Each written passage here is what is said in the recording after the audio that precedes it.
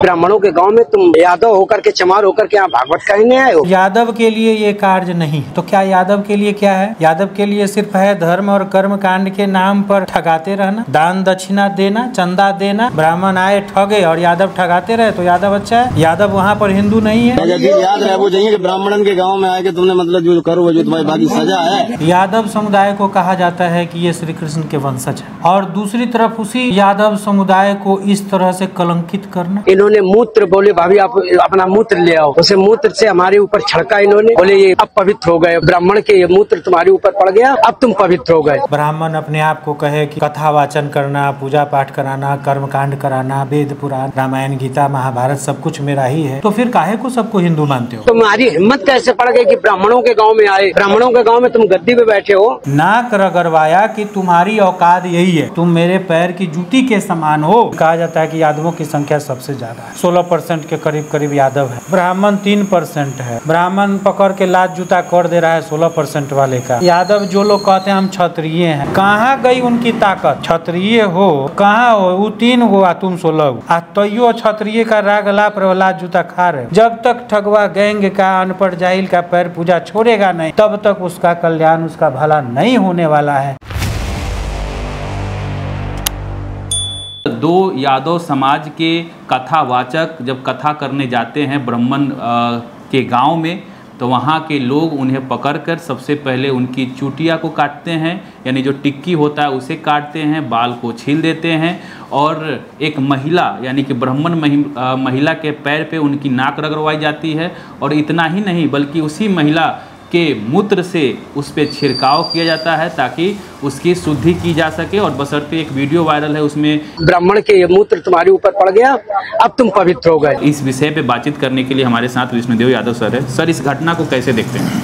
ब्राह्मण अपने आप को कहे कि कथा वाचन करना, पूजा पाठ कराना, कर्म कांड कराना, वेद पुराण, रामायण गीता महाभारत सब कुछ मेरा ही है, तो फिर काहे को सबको हिंदू मानते हो?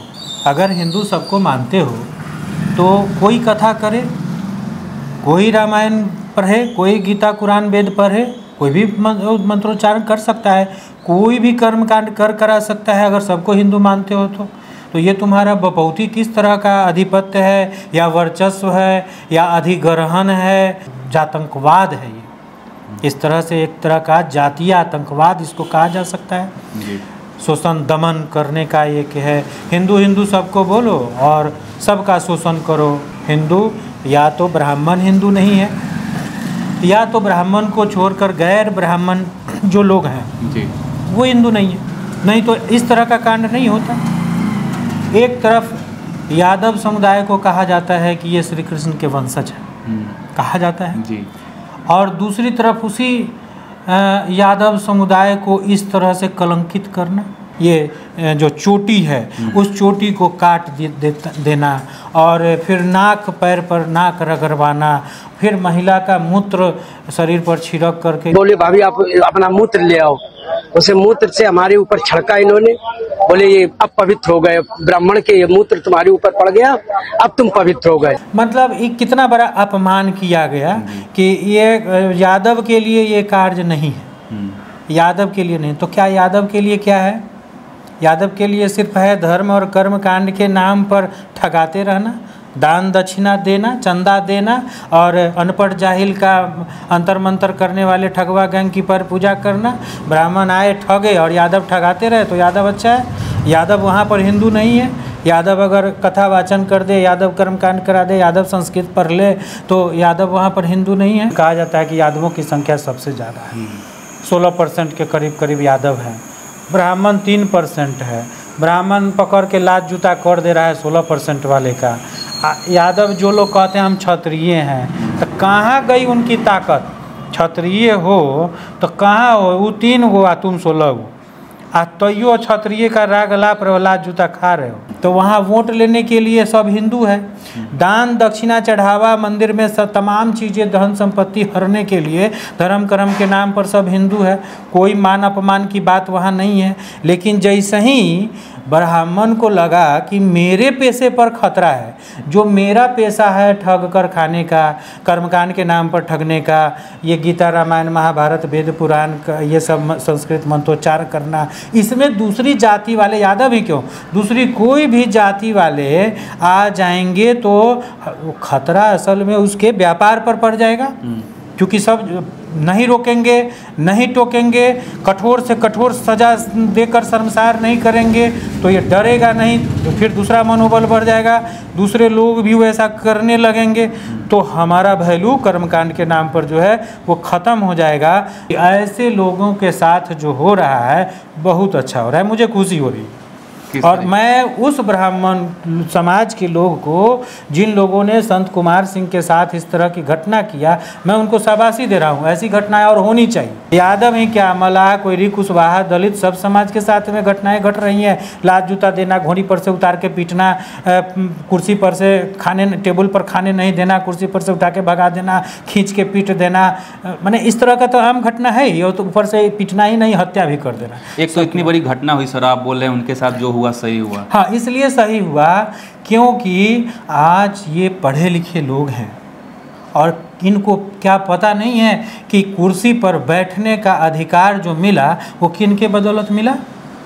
आज मान सम्मान के साथ हाथ में कलम पकड़ के लिखने पढ़ने का जो अधिकार मिला, शिक्षा का अधिकार, वो किन के बदौलत मिला।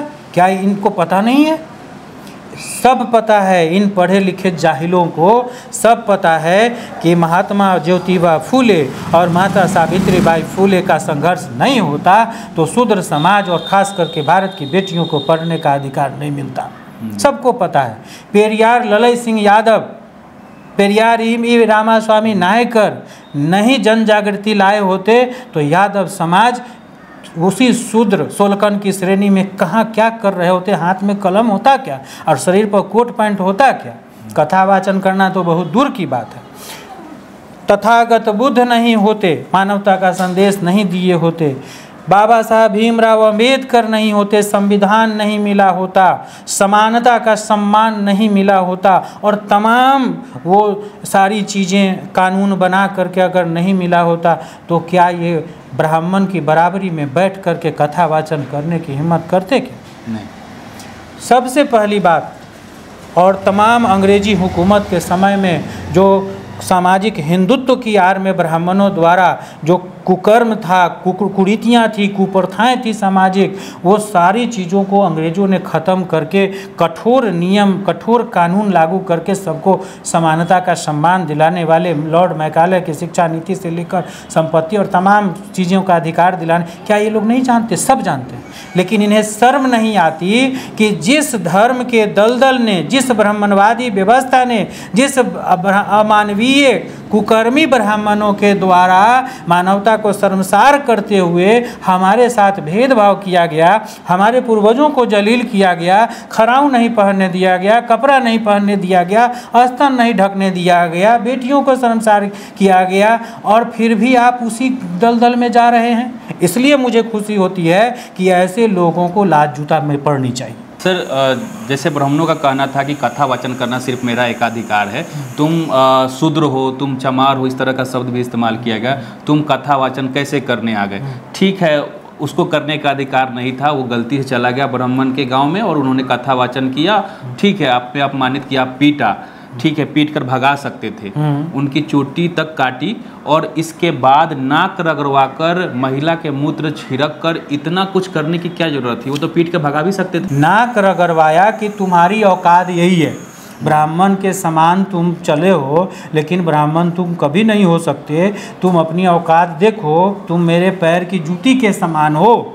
और नहीं ये है तो धर्म ग्रंथ पढ़ रहे हो और उसको अपने जीवन में क्यों नहीं लागू कर रहे हो? धर्म ग्रंथ मनुस्मृति में लिखा, वेद में लिखा, सभी जगह लिखा ब्राह्मणों का क्या माने आतंक है, ब्राह्मणी व्यवस्था क्या है, और तुम कैसे कथा वाचन करने चले गए जहाँ मंत्रोच्चारण करना जुर्म है, घोर अनर्थ है, धर्म के विरुद्ध है, वहाँ तुम मंच पर बैठ के ब्राह्मण की तरह कथा वाचन करने चल दिए। इसलिए सबसे नीच मैंने कहा जाए जो सबसे विभत्स सजा, सबसे निंदनीय सजा जो है वो ब्राह्मण का, महिला का मूत्र लेकर के शरीर पर छिड़कना, शुद्धिकरण करना। हिंदू धर्म के अनुसार क्या एक गैर ब्राह्मण समुदाय का कोई भी इंसान अगर वो मंत्रोच्चारण करे, चाहे धार्मिक कथा वाचन करे, तो क्या वो कलंक है, अमानवीय है? क्या वो अपराध है? वो क्या वो अपराधी है जो ये ब्राह्मण के द्वारा, ये तो काला पानी की सज़ा से भी गंदा सजा हुआ, किसी के ऊपर पेशाब छिड़कना, मानव का पेशाब मानव के ऊपर छिड़कना। कि बागेश्वर धाम सरकार कहते हैं कि जात पात की करो विदाई, हम सब हिंदू भाई भाई, ये भाई भाई बोल करके ठगने का काम करते हैं। अगर वास्तव में भाई भाई की बात है तो सबसे पहले धीरेन्द्र शास्त्री को स्वतः संज्ञान ले करके, अगर सच में भाई भाई बोलता है, सच में हिंदुत्व की एकता की बात करता है, हिंदुत्व की सशक्तिकरण की बात करता है, तो उस संत सिंह को अपने मंच पर बुला के बैठाए और समस्त ब्राह्मण पुरोहित समाज की तरफ से सार्वजनिक रूप से माफ़ी मांगे। और वही क्यों, जितने शंकराचार्य है वो सब, अगर वो लोग को लगता है कि हिंदुत्व को मजबूत करना है तो बुलाए संत सिंह को अपने साथ में बगल में बैठाए और तमाम अपने समाज की तरफ से वो माफ़ी मांगे उससे, और उसको कहे कि हाँ हिंदू भाई भाई ये कथा वाचन करे, हम माफ़ी मांगते हैं अपने समाज से, करे वो। लेकिन ऐसा कभी संभव है? क्यों नहीं करना? कभी संभव नहीं है, क्योंकि सबका उद्देश्य एकमात्र है, हिंदुत्व का राग अलापना है, हिंदू भाई भाई बोल करके सिर्फ ब्राह्मण वर्चस्व स्थापित रखना है, सिर्फ एकमात्र उद्देश्य है, एक जातीय वर्चस्व। सर आपने इतना कुछ कहा, अब मेरा सवाल आपसे ये है कि आज इटावा में यादव समाज के साथ जो अमानवीय घटना हुई है, अक्सर दलित पिछड़े के साथ इस तरह का घटना होते रहता है, बुलेट चढ़ने, मोछ रखने, घोड़ी चढ़ने, या आप अगर दलित हैं, अगर आप ये विवाह भवन में शादी के लिए आयोजन करते हैं उसके लिए भी पीटा जाता है कि तुम दलित होकर कैसे विवाह भवन में शादी कर सकते हो। ये तमाम चीज़ हो रहा है। आज यादव समाज के साथ हुआ है तो अन्य जाति के लोग ना बोले, कल उनके साथ हो तो यादव समाज के लोग ना बोले। तो ये मतलब जातिवाद अपने लोगों में भी इस चीज़ को देखा जाता है, आवाज़ नहीं उठाना चाहते हैं। तो इसको लेकर आप क्या कहना चाहते हैं? बिल्कुल, ये सबसे बड़ी कमजोरी है। यहाँ पर तो एकजुटता होनी चाहिए। कभी भी किसी भी तरह का मामला हो, चाहे वो सामाजिक छोटा छोटा मामला हो या बड़े राष्ट्रीय स्तर के मामला हो, संवैधानिक मूल्यों का मामला हो, हर समय इन तमाम SC ST OBC EBC वर्ग के सभी जातियों को एकजुट होनी चाहिए। और जब तक ये खंड खंड बटे रहेंगे, अच्छा उसके साथ यादव के यादव समझे, चमार के साथ चमार समझे, मला हो रहा है अच्छा वो समझे अपन, बनिया के साथ हो रहा है तो वो समझे अपन। जब तक इस मानसिकता में लोग रहेंगे तब तक बारी बारी से जो ब्राह्मणवादी जो व्यवस्था है, ब्राह्मणवादी जातंकवादी मानसिकता के लोग हैं, तब तक वो दमन, शोषण, जोर, जुल्म, अत्याचार करते रहेंगे, मान सम्मान हरते रहेंगे, शोषण करते रहेंगे।